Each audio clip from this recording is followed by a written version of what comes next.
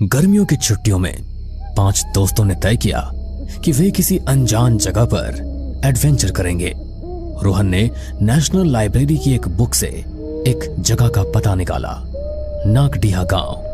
कहते थे ये गांव 30 साल पहले वीरान हो गया था। यहाँ की गलियों में रात को अनजानी परछाइयां घूमती है और हवा में अजीब सी फुसफुसाहटें सुनाई देती है। सुनो, अगर डर लग रहा है तो अभी मना कर दो, वहाँ जाने के बाद रोना नहीं। यार मैं तो मना कर रहा हूँ, पर तुम लोग मानोगे थोड़ी। अरे डरता क्यों है अंकित, चिंता मत कर, भूत भी हमें देख कर डर जाएंगे। जीप से उतरते ही उन्हें अजीब सा सन्नाटा महसूस हुआ। दोपहर का वक्त था, लेकिन पेड़ों के घने झुरमुट के बीच सूरज की किरणें भी घबराकर छुपती लग रही थी। गांव की टूटी हुई पगडंडी पर कदम रखते ही जमीन पर पड़ी सूखी पत्तियां, सामने बिखरे पड़े मिट्टी के घर, जले हुए खंबे और उखड़े हुए कुएं दिखाई दे रहे थे। यहाँ कोई भी आवाज नहीं है, ना कोई जानवर ना कोई पक्षी। अरे कोई है यहाँ? मुझे अच्छा नहीं लग रहा रोहन, सच में कुछ अजीब है यहाँ पर। जगह अजीब है, इसलिए तो हम यहाँ पर आए हैं ना। आओ गांव के बीचों बीच चलते हैं, देखते हैं गांव के अंदर क्या है।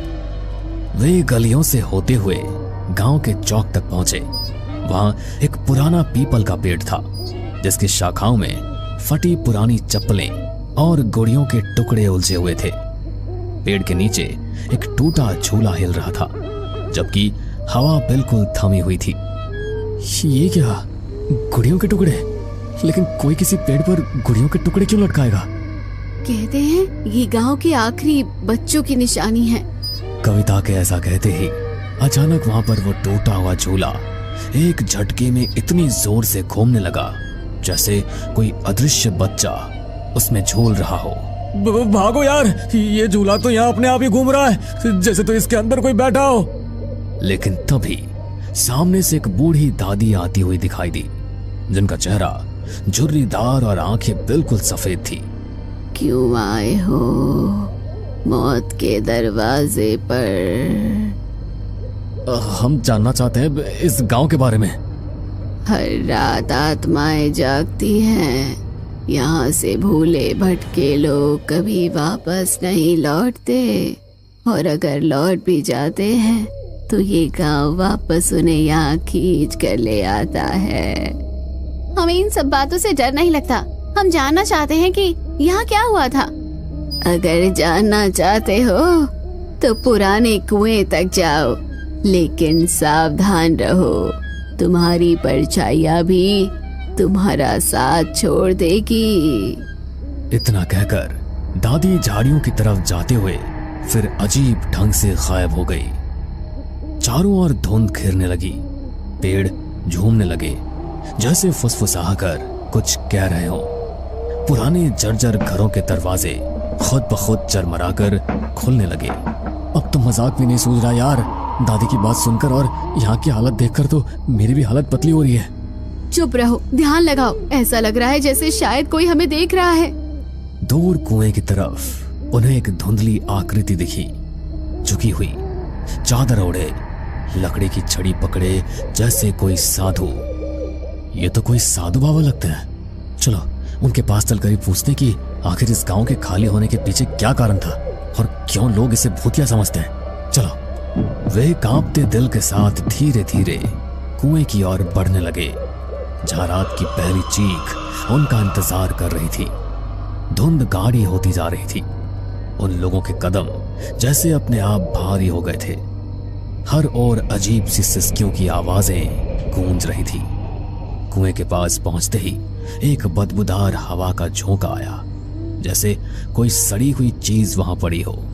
ये बदबू कैसी है यार? चुप रहो और उन साधु के पास चलो। कुएं के पास वो साधु अब भी खड़ा था, लेकिन उसका चेहरा धुंध में साफ नजर नहीं आ रहा था। धीरे धीरे जब वे पास पहुंचे तो साधु ने बिना पलटे गहरी आवाज में कहा, किसे अपनी आत्मा गंवानी है? सभी सिहर उठे। कविता ने डरते हुए कुएं के भीतर झांका। यहाँ कोई है। तभी अचानक कुएं से एक सफेद हाथ बाहर निकला, हड्डियों जैसा पतला, गंदे नाखूनों वाला रवि जोर से चिल्लाया, लेकिन उनके कदम जैसे जम गए थे। साधु ने अपनी छड़ी जमीन पर मारी और पूरा गांव कांपने लगा। घरों की टूटी खिड़कियां जोर से पटपटाने लगी। सूखे पेड़ों से झुलसी हुई परछाइयां निकलकर चारों ओर मंडराने लगी। ये परछाइयां हमें घेर रही है। ये परछाइयां नहीं, ये तो आत्माएं हैं। बच्चे अब कोई रास्ता नहीं, नागडिहा का श्राप तुम्हें भी निगल लेगा। एकदम से गांव के पुराने घड़ियाल की आवाज गूंजी, डोंग डोंग डोंग। हर डोंग के साथ एक नई परछाई प्रकट होती, बच्चों की कराहती आवाजें गूंजती और सूखे कुएं से चिल्लाहटें आती। हमें कुछ करना होगा, भागो, वरना यहाँ से जिंदा लौटकर वापस घर नहीं जाएंगे। दादी ने कहा था आत्माएं परछाइयों से बंधी है, अगर हम अपनी परछाई बचा लें तो शायद हम बच सकते हैं। वे एक साथ दौड़ने लगे, लेकिन जैसे जैसे भागते उनके अपने साए उनसे अलग होकर पीछे छूटने लगे। रवि ने पीछे मुड़कर देखा, उसका साया अब अकेला चल रहा था।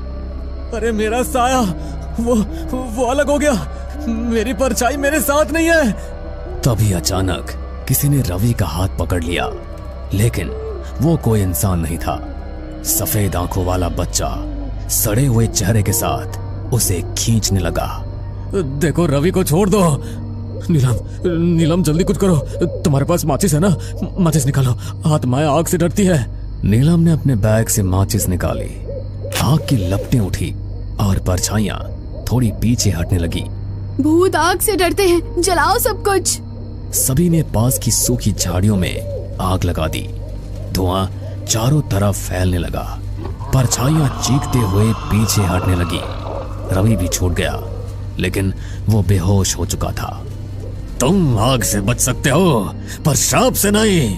मैं तुम्हें इन बच्चों को नुकसान नहीं पहुंचाने दूंगी। दादी ने त्रिशूल से साधु की ओर इशारा किया। साधु जोर से चिल्लाया और देखते ही देखते धुएं में खुलकर गायब हो गया। धीरे धीरे गांव की हवा बदलने लगी, बदबू हटने लगी। अब जाओ, लौट जाओ और कभी मुड़कर मत देखना। रवि के दोस्तों ने उसे उठाया और भागते हुए जीप तक पहुंचे। पीछे मुड़कर देखा तो गांव फिर से धुंध में लिपट गया था। उनकी जीप नागडिहा गांव से निकल चुकी थी। रात गहरा गई थी, चांद बादलों के पीछे छुपा हुआ था। रास्ते भर हवा सिसकती रही और जंगल के किनारे कुछ झाड़ियों में हरकत होती रही। मैं पक्का बोल रहा हूँ, कोई हमारा पीछा कर रहा है। मत घबरा अंकित, अब हम उस गांव से बहुत दूर हैं। लेकिन तभी जीप के बोनेट पर किसी ने जोर से थपथपाया। सबके दिल थक कर गए। ये क्या था? रोहन ने शीशे से बाहर झांका, लेकिन तभी अचानक जीप अंधेरे में कहीं गायब हो गई। लेकिन सब कुछ वहीं खत्म नहीं हुआ। कुछ महीनों बाद उन लोगों की जीप एक सुनसान मैदान में पलटी मिली। सबकी हालत गंभीर थी और अंदर कुछ उकेरे हुए निशान थे, नाखूनों से बने, जिनसे लिखा गया था, हम नागडिहा के हैं। सबको जैसे तैसे उनके घर पहुंचाया गया। उसी के ठीक 3 दिन बाद अंकित के घर से अजीब अजीब चीखों की आवाजें आने लगी। पड़ोसी दौड़े, उन्होंने घर का दरवाजा तोड़ा, लेकिन अंदर जो देखा उससे उनकी आत्मा कांप गई। कमरे की दीवारों पर खून से कुछ चित्र बनाए गए थे, सड़े हुए चेहरों, सूखे हाथों और उल्टे पेड़ों के, और बीच में अंकित खुद छत से उल्टा लटका हुआ, लेकिन चेहरे पर भयानक मुस्कान थी। और कविता, वो अपने घर में आईने के सामने खड़ी थी। आईना धुंधला हो गया था, लेकिन जब धुंध छटी तो उसमें उसकी बजाय काले चितड़े पहने बच्चों की मंडली दिखी जो उसे घूर रही थी। एक बच्चा फुसफुसाया, अब तुम भी हमारे साथ खेलोगी। और उसी वक्त कविता गायब हो गई। केवल उसका दुपट्टा फर्श पर पड़ा रह गया। अंकित और कविता की हालत जानने के बाद बाकी सब बहुत डर चुके थे, इसलिए नीलम और रवि बचने के लिए एक तांत्रिक के पास पहुंचे। तांत्रिक ने जब उन पर एक खास धूप जलाई तो उनकी असलियत सामने आ गई। उनके शरीर के भीतर आधी आत्माएं अपना कब्जा जमा चुकी थी। उनकी आवाजें दोहरी हो गई थी, आधी इंसानी आधी राक्षसी। तुम्हें बचाया नहीं जा सकता, नागडिहा तुम्हारा घर बन चुका है। और अगले ही पल रवि और नीलम का शरीर बिखरकर काले धुएं में बदल गया। नागडिहा का श्राप सच क्या था? रोहन अब इस बात का पता लगाना चाहता था, क्योंकि अब सिर्फ वही उनमें से जिंदा बचा था और वो मरना नहीं चाहता था। आखिर उस गांव का रहस्य क्या है? क्यों वहां पर इतनी सारी आत्माएं भटकती हैं? ऐसा क्या हुआ था वहां पर? शायद मुझे अगर इस बारे में पता चल जाए तो मेरी जान बच जाए, वरना मैं भी मारा जाऊंगा। ऐसी जगह का इतिहास कहीं ना कहीं तो लिखा गया होगा। हमें नेशनल लाइब्रेरी से इस जगह के बारे में पता चला था, तो इसका पूरा रहस्य भी वहीं पर होगा। रोहन डरता हुआ नेशनल लाइब्रेरी गया। उसने वहां पर हर किताब को छान मारा। घंटों की मेहनत के बाद उसे एक किताब मिली जिस पर लिखा था नागडिहा का रहस्य। मिल गई। रोहन ने किताब को खोलकर पढ़ना शुरू किया और उसे नागडिहा का काला सच पता लगा। इसका मतलब है वो सारी आत्माएं उन बच्चों की है। नागडिहा असल में कभी एक साधारण गांव नहीं था। वो काले जादू और तंत्र मंत्र का गढ़ था, जहां निर्दोष बच्चों की बलि दी जाती थी। इसलिए उनकी आत्माएं आज भी वहां भटकती है, और वहां पर जिस इंसान ने एक बार कदम रख दिया, वहां की आत्माएं कभी उसका पीछा नहीं छोड़ती। अगर कोई वहां से जिंदा बचकर लौट भी आए तो भी कुछ समय बाद वो आत्माएं किसी न किसी तरह से उसे अपने साथ लेकर चली जाती है। और अगली बारी तुम्हारी है। क्या? किताब की आखिरी लाइन पढ़कर रोहन की आत्मा कांप उठी। तभी उसे अपने पीछे से किसी बच्चे के हंसने की आवाज आई।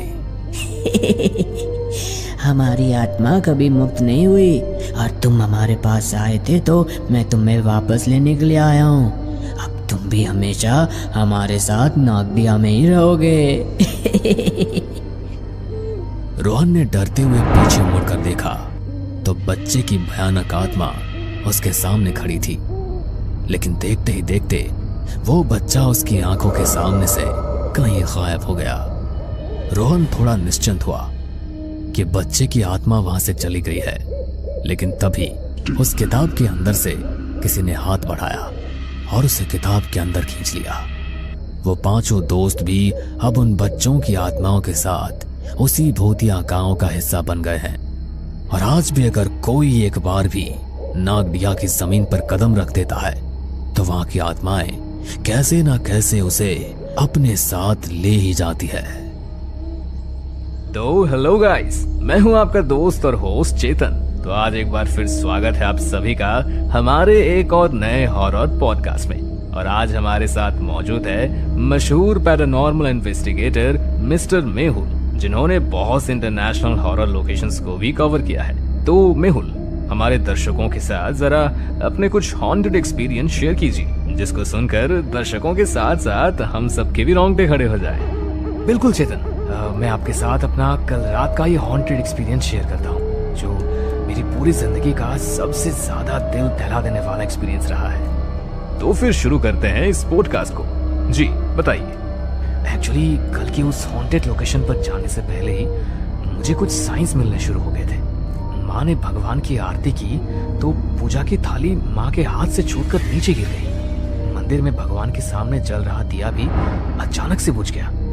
माँ तो पहले ही मेरे इस काम से बहुत डरी हुई रहती है, और जब ये हुआ तो माँ और ज्यादा घबरा गई। बेटा, आज तू कहीं मत जा। भगवान भी बार बार यह आदेश देकर तुझे वहाँ जाने से रोकना चाह रहे हैं। मेरा मन बहुत बेचैन हो रहा है। बेटा, तू उस जगह पर मत जा, वो ठीक नहीं है। अरे माँ, तुम तो